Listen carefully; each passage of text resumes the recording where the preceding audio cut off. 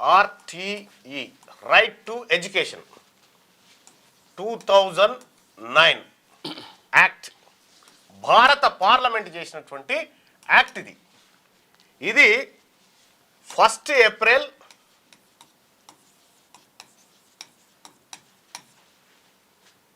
2010 నుంచి అమల్లోకి వచ్చింది. ఏది? Right to education act. ఈ యాక్ట్ భారతదేశంలో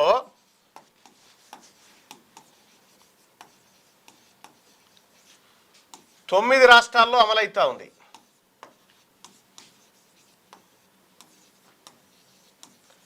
తెలంగాణలో కావడం లేదు. అసలు భారతదేశంలో విద్య అంటే ఏందో తెలుసా? సుప్రీంకోర్టు నిర్వచనం ఏముందో అంటే, విద్య అనేది వ్యాపారం కాదు. ఇది ఎవరు చెప్పింది? సుప్రీంకోర్టు చెప్పింది. భారత ప్రభుత్వం కూడా ఇదే చెప్పింది, విద్య అనేది వ్యాపారం కాదు అని. ఇది Unnikrishnan case.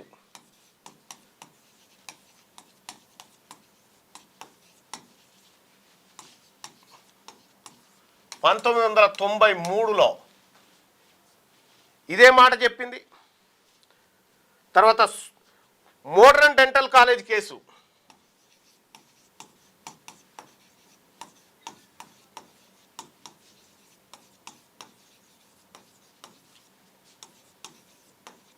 Modern dental college case 2016లో ఇదే మాట చెప్పింది, విద్యతోని వ్యాపారం చేయొద్దని. స్కూల్ గుర్తింపు నిబంధనలు 2010 విషయంలో అదే చెప్పింది. ఇట్లా అనేక సార్లు భారత సుప్రీంకోర్టు, హైకోర్టులు క్లియర్గా ఈ అంశాన్ని చెప్పినాయి, విద్యతోని వ్యాపారం చేయకూడదు అని. మరి మల్లారెడ్డి గారు ఓపెన్గా చెప్తా ఉండు కదా, నాకు 1000 ఎకరాల భూములు ఉన్నాయి, నా 1000 కోట్ల రూపాయల బ్యాంక్ బ్యాలెన్స్ 4 తరాలకు. ఎక్కడి నుంచి వచ్చింది ఈ తరాల బ్యాలెన్స్? ఎక్కడి నుంచి వచ్చింది? మన రక్తం దాగితే వచ్చింది. వాళ్ళు ఏం చెప్తారు? నేను సేవ చేస్తున్నా, ఇంజనీర్లను తయారు చేస్తున్నా, డాక్టర్లను కాదు, తన సంపద తయారు చేస్తూ ఉన్నారు. మీకు నిజంగా తల్లిదండ్రులారా, ఆదివారం రోజే పెట్టినాం, ఎందుకంటే ఆ రోజు తల్లిదండ్రులంతా ఫ్రీగా ఉంటారని. హైదరాబాదులో ప్రైవేట్ స్కూలుకు పంపిస్తున్నటువంటి తల్లిదండ్రులారా, మీ పిల్లల్ని ఒక్కరోజు నీ పిల్లగాడి భవిష్యత్తు కోసం ఇందిరా పార్క్ కాడికి రండి. దానికోసం ఒక ఫోన్ నెంబర్ కూడా మనం పెట్టి, ఆ ఫోన్ నెంబర్ది దాంట్లో ఉంటుంది. మీకు ఇదే అంశం పైన మీకు ఒక ఫోన్ నెంబర్ కూడా ఇవ్వడం జరుగుతూ ఉంది. 99515 చలో Indira park.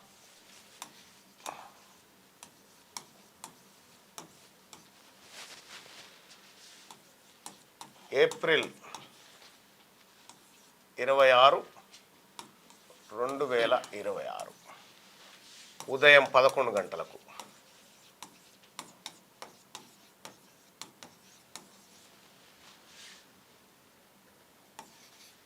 Right to education, right to education కోసం పోతా ఉన్నాం. Phone number 99551581816114. ఈ నెంబర్ను సంప్రదించండి. రావాలనుకుంటున్నటువంటి తల్లిదండ్రులారా, ఈ నెంబర్ను సంప్రదించండి. 995515816114 ఈ నెంబర్ను సంప్రదించండి.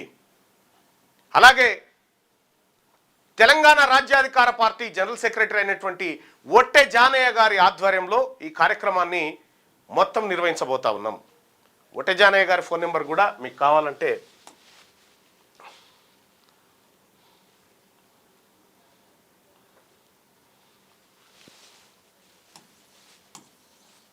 93 993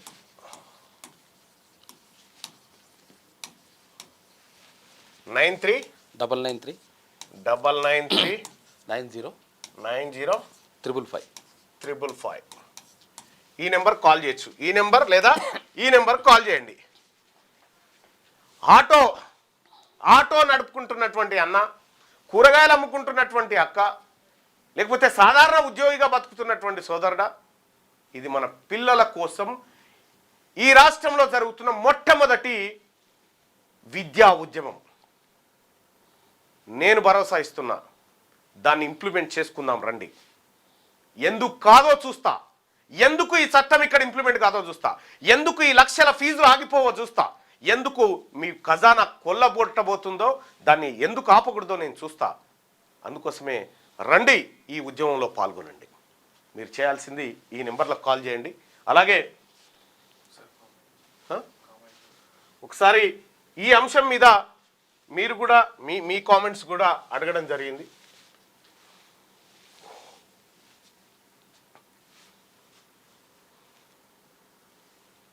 పోదాం జయమల్లన్ రండి.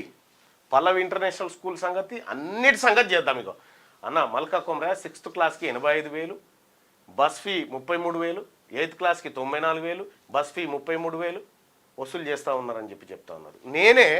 నేనే కొద్దిగా పాపం వాళ్ళకు పేదవాళ్ళు ఉన్నారు, వాళ్ళకు కొద్దిగా ఫీజు కన్సెషన్ అంటే ఫోన్ కూడా ఎత్తుడు లేదు. ఆఖరికి వాళ్ళ అన్నకేం తీసేసుకున్నారు పిల్లల్ని.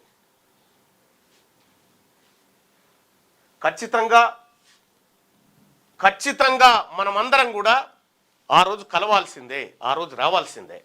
ఎంత పని ఉన్నా సరే పిడుగులు పడ్డా రావాల్సిందే. ఎందుకంటే మన పిల్లల భవిష్యత్తు ఉంది అక్కడ. సో కాబట్టి మీ అందరు కూడా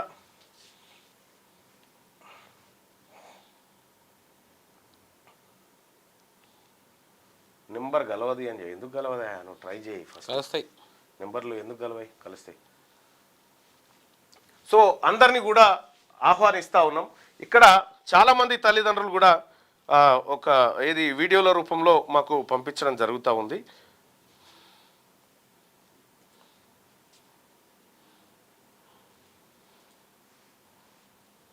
ఇది ఒక్కసారి ప్లే చేయాలి భరత్.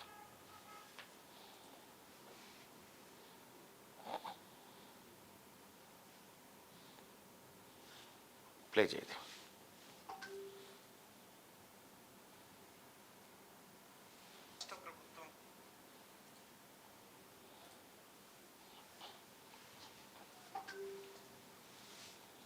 తల్లిదండ్రులారా, గ్రామీణ ప్రాంతాల్లో కూడా ఈ ఫీజుల దెబ్బకు ప్రజలు విలవిల్లాడుతూ ఉన్నారు.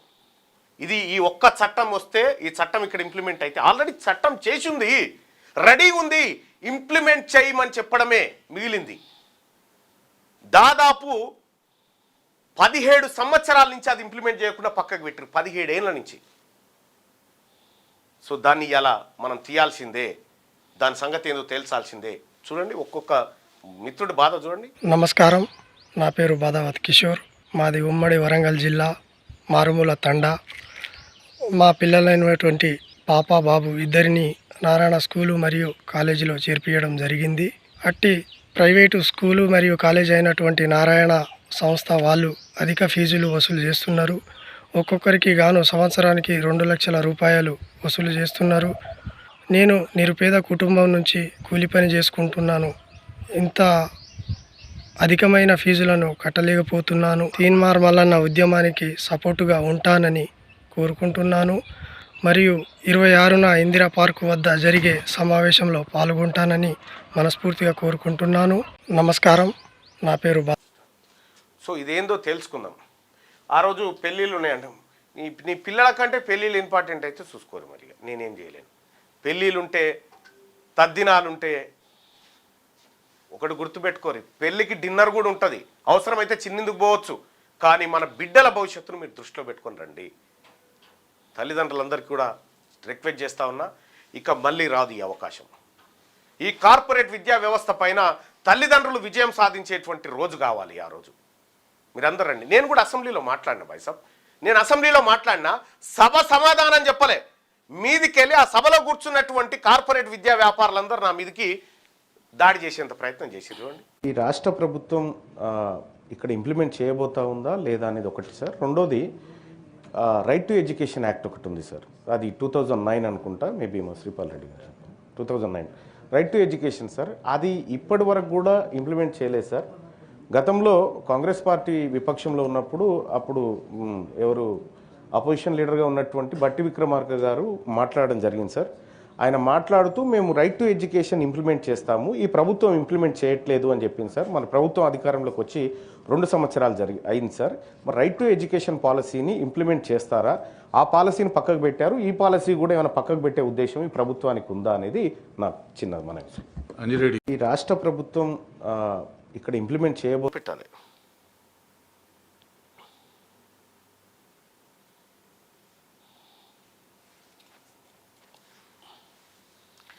ఇన్ని రకాలుగా మన కోసం మన పిల్లల కోసం ఉద్యమాలు జరుగుతూ ఉన్నాయి.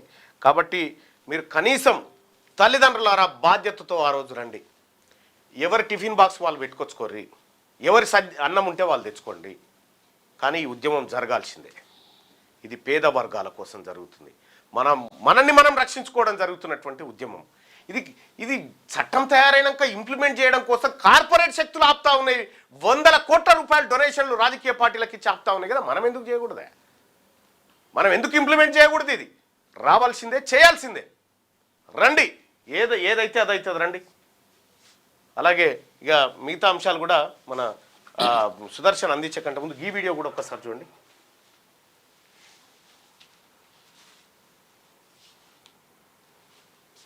ఖర్చు అవుతున్నాయి అనేది వాస్తవం. అదే 1,08,000 రూపాయలు. దీన్ని నివారించడానికి వెంటనే చర్యలు తీసుకోవాల్సిన అవసరం ఉంది. ఎందుకంటే వారే చెప్పారు, చివరి దశలో ఉంది, తెగితే మనం లోయలో పడిపోతామని కూడా ఒక వాక్యం వాడారు. కాబట్టి దీనికి సంబంధించి మేము మాట్లాడిన సందర్భంలో చాలా విషయాలు, పాఠశాల విద్యలో ఏం మార్పులు చేస్తే బాగుంటుంది, ఏ రకంగా చేస్తే విద్యార్థుల సంఖ్య పెరుగుద్దనేది ఇప్పుడే కాదు చాలా సందర్భాల్లో చెప్పాం.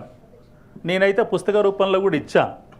కాబట్టి వెంటనే ఏ చర్య సూచనలు ఉంటే పేపర్ మీద పంపగలరు. తప్పనిసరిగా ప్రభుత్వం ఆ నిర్ణయం తీసుకుంటుంది. సార్, ఇక్కడ ఈ ప్రైవేట్ ఫీజుల కట్టడి అనేది ఒకటి జరగాల్సి ఉంది సార్. ఇప్పుడు ఇగో పాపం మన ఏవిఎన్ రెడ్డి గారి స్కూల్లో ఎల్కేజీకి 41,970 రూపాయలు తీసుకుంటారు సార్. ఇక్కడే ఉన్నారు ఆయన పెద్దలు. అట్లాగే మన అన్న తక్కెలపల్లి రవీంద్రరావు అన్నకు కూడా 3-4 కాలేజీలు ఉన్నాయి సార్. అడ్డగోలుగా ఫీజులు వసూలు చేస్తారు సార్. జర ఈ ప్రైవేట్ ఫీజుల కట్టడికి తక్షణంగా పేర్లు తీసుకోవద్దు. కాదు సార్, ఇగో పేర్లు తీసుకోవద్దు. ఎందుకంటే ఫీజు చాలా బకాయిలు పెండింగ్ లో ఉన్నాయి సార్. ఉదాహరణకు చెప్తా ఉన్నా, ఓన్లీ ఉదాహరణే చెప్తా ఉన్నా సార్. పేర్లు తీసుకోవద్దు సార్. వాళ్ళ పేర్లు తీసుకోవడం అని కాదు సార్, ఇంకా అనేకమైనటువంటి కాలేజీలలో అధిక ఫీజులు నేను డిలీట్ చేస్తాను సార్. అట్లాంటిది సార్, నా ఉద్దేశం అది కాదు సార్. నా ఉద్దేశం చూసిరు కదా, నేను అక్కడ మాట్లాడంగానే అక్కడ ఉన్నటువంటి కాలేజీ ఓనర్లంతా అట్టెట్లా మాట్లాడతావు ఇట్టెట్లా మాట్లాడతావు అంటున్నారు. నేనేం మాట్లాడిందేమో ప్రజల కోసం, వాళ్ళ కథ అది. అందుకోసమే చలో ఇందిరా పార్క్ ఏప్రిల్ 26 గుర్తుపెట్టుకోండి తల్లిదండ్రులారా, అక్కడ కలుద్దాం.